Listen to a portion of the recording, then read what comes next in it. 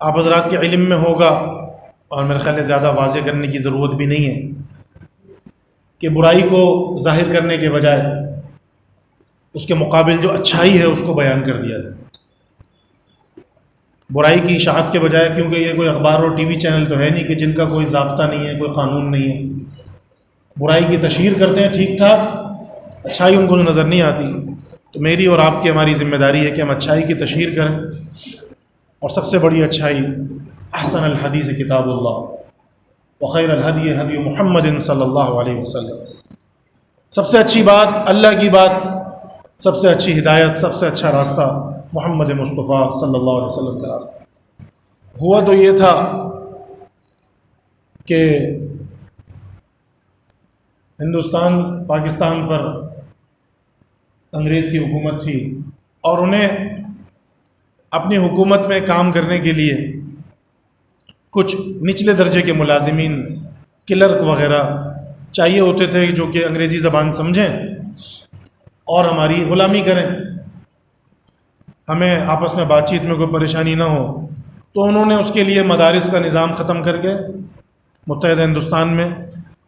اس کے مقابلے میں اسکولوں کا نظام وضع کیا۔ ایک ضرورت تھی وقت کی،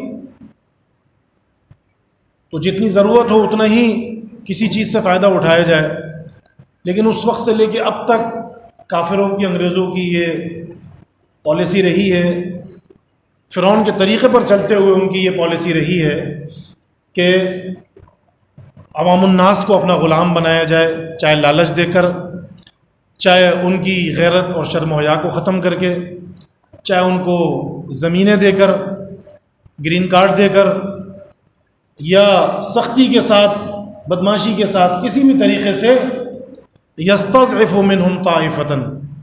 فرعون کے طریقے پر چلتے ہوئے لوگوں کو اپنا غلام بنایا جائے تاکہ ان سے کام لیا جائے، اس میں چاہے ان کی اخلاقیات، ان کی اقدار، ان کا پردہ، ان کا دین، چاہے سب ختم ہو جائے، لیکن ان کو اپنا غلام بنایا جائے۔ اب عملی طور پہ تو کافر یہاں سے چلے گئے، بظاہر تو ان کا عمل دخل نہیں ہے، لیکن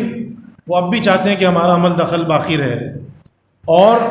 مسلمانوں کے اندر سے اسلام کی روح کو، جہاد کی روح کو،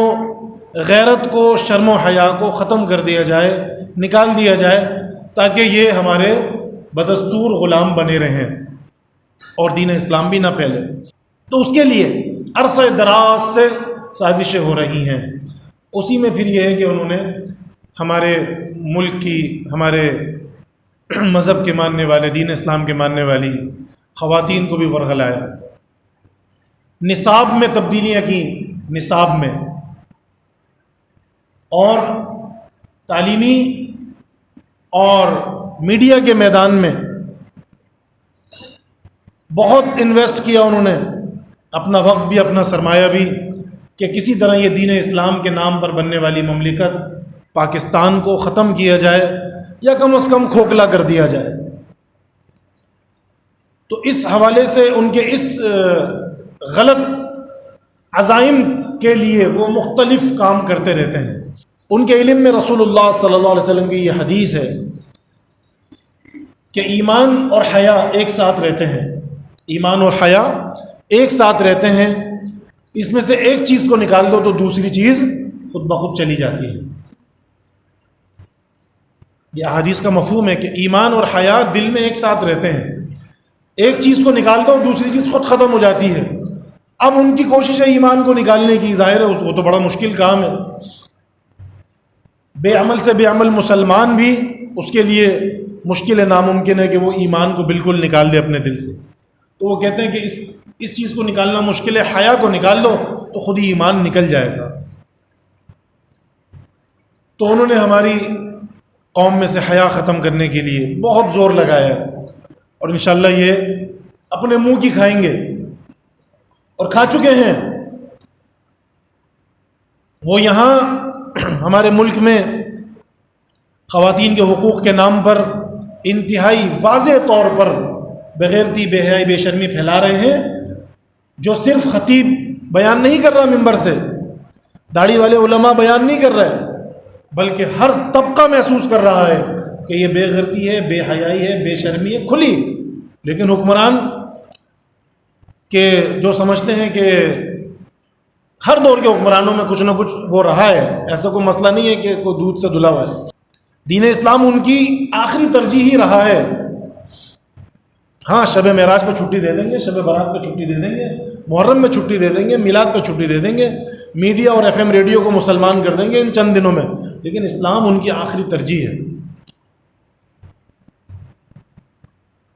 ان کی لسٹ میں آخری نمبر اسلام کا ہے۔ ان کو کبھی اس بات کی فکر نہیں رہی کہ ہماری رعایا جہنم میں جائے یا جنت میں جائے، ان کی یہ ٹینشن نہیں رہی کبھی حکمرانوں کی۔ تو وہ تو بھنگ پی کے سوئے ہوئے ہیں۔ تو یہ مجھے اور آپ کو ہی فیصلہ کرنا چاہیے کہ ہم قال اللہ اور قال الرسول کا پیغام اچھی طرح پہنچائیں، اچھی طرح سمجھیں، اور اگر آپ اپنے بچوں کو جدید تعلیمی اسکولوں میں پڑھانا چاہتے ہیں پڑھائیں، ان کا نصاب چیک کریں، ان کا کلچر چیک کریں، ان کی لینگویج چیک کریں۔ اگر ان کے اخلاق پہ، ان کے کردار پہ، ان کی تہذیب پر حرف آ رہا ہے تو ایک موچی، ایک کارپینٹر، ایک پلمبر، ایک الیکٹریشین جس کے دل میں ایمان ہے، جو 5 وقت نمازی ہے، قال اللہ قال الرسول کو مانتا ہے، وہ اس سے بہتر ہے کہ جو کارپوریٹ کلچر کا ایک نمائندہ بن کر عالمی دھوکہ دہی میں مصروف ہو کر عوام کو لوٹنے والوں کا اعلی کار بنے اور وائٹ کالر جاب کر کے بڑا اپنے آپ کو معزز سمجھے، لیکن اس کی شرم و حیا رخصت ہو چکی ہو۔ ایسی اولاد کا، ایسے بچوں کا، ایسے جوانوں کا کوئی فائدہ نہیں ہے، نہ پاکستان کو ضرورت ہے، نہ اسلام کو ضرورت ہے۔